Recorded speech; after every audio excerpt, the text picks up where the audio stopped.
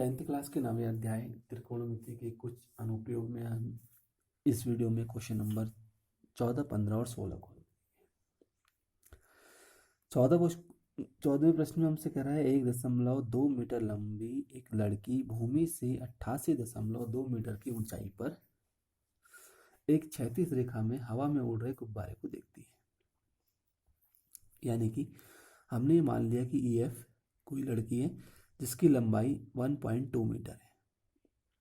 यह लड़की जमीन से 88.2 मीटर ऊंचाई पर उड़ रहे गुब्बारे को देखती है। यानी कि गुब्बारे की जो स्थिति है वो C है।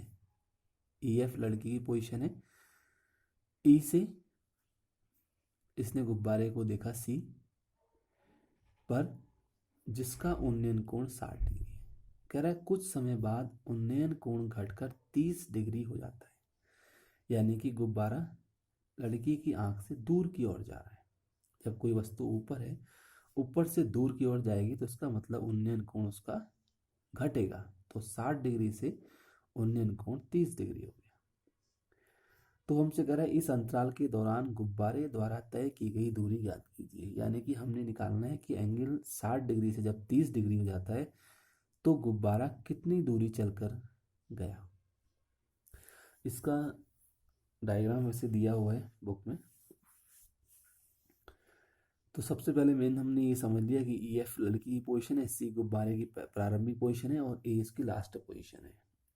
हमने निकालना है C से लेके A तक की चलेगी डिस्टेंस, और हमें दिया हुआ क्या है CD, यानी गुब्बारे की जो स्थिति है जमीन से वो कितनी है CH इसने दिया 88.2, जितना CH होगा उतना ही AG भी होगा 88.2 मीटर। तो CH और AG 88.2 मीटर, CD और AB दोनों हमारे क्या होंगे, हमने निकाल लिया CD और AB। 88.2 में से हमने 1.2 घटा दिया तो हमारी जो डिस्टेंस बची वो 87 मीटर बची, क्योंकि पूरी हाइट इसने 88.2 मीटर दी है, उसमें से हम लड़की की हाइट को घटा देंगे तो ये डिस्टेंस हमें मिल जाएगी। CD और AB दोनों आपस में बराबर होंगी।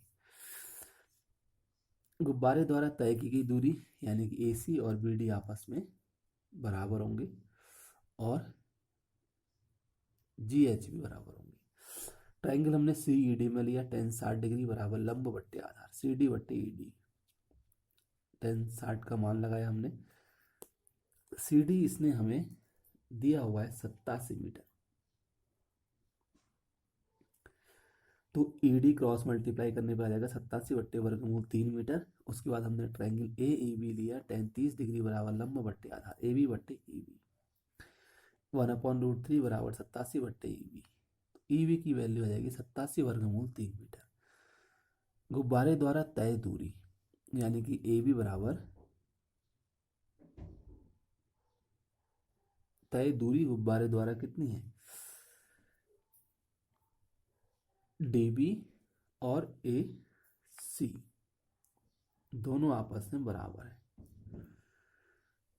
अब ये फाइंड कैसे होगी, अगर हम EB में से ED घटा दें तो हमें BD या AC प्राप्त हो जाएगा।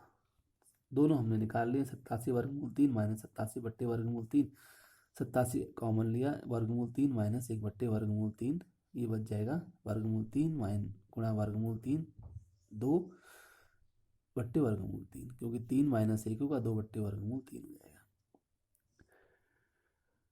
इस तरीके से हमारे पास ये हर का परिमेकरण करने पर अंतिम परिणाम आ जाएगा 58 वर्गमूल 3 मीटर दूरी गुब्बारे द्वारा तय की गई है।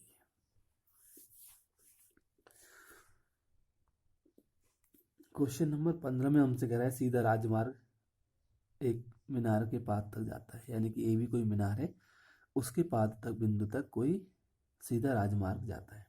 कह रहा है मीनार के शिखर पर खड़ा एक आदमी एक कार को 30 डिग्री के अवनमन कोण पर देखता है। यानी कि जो व्यक्ति है वो बिंदु A पर खड़ा है, यहाँ से इसने कार को देखा, तो कार को देखने पर जो इसका अवनमन कोण है वो 30 डिग्री देखा। कह रहा है कुछ समय बाद जो अवनमन कोण है वो यानी कि 6 सेकंड पश्चात अवनमन कोण 60 डिग्री हो जाता है। तो PAD की वैल्यू 60 डिग्री होती है। यानी कि मीनार के समीप कार जा रही है। 6 सेकंड बाद कार की जो पोजीशन है वो उन्नयन कोण के हिसाब से 30 डिग्री से 60 डिग्री हो जाती है।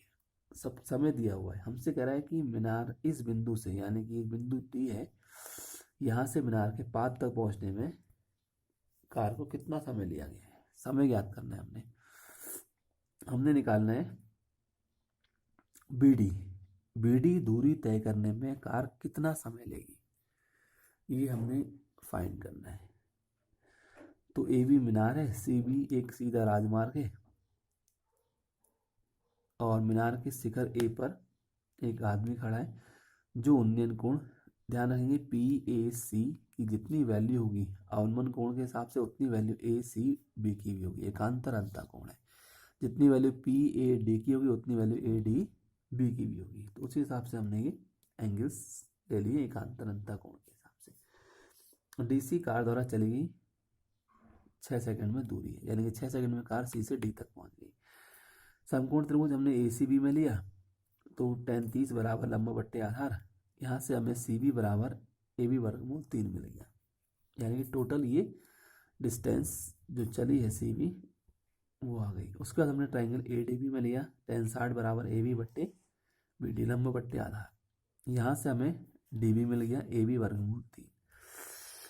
अब हमने दोनों समीकरणों को आपस में भाग कर दिया, इससे क्या होगा, ए बी से ए बी कट जाएगा, हमारे पास बच जाएगा सी बी बट्टे बी डी बराबर 3, और सी बी बराबर हो जाएगा 3 B D, C D plus B D. C B को हमने दो पार्ट्स में तोड़ लिया, C D plus D B बराबर 3 सी डी। पक्षांतर करने पे हमारे पास वैल्यू आ गई बी डी बराबर सी डी बट्टे 2, यानी कि जो बी डी है दूरी वो सी डी का हाफ है।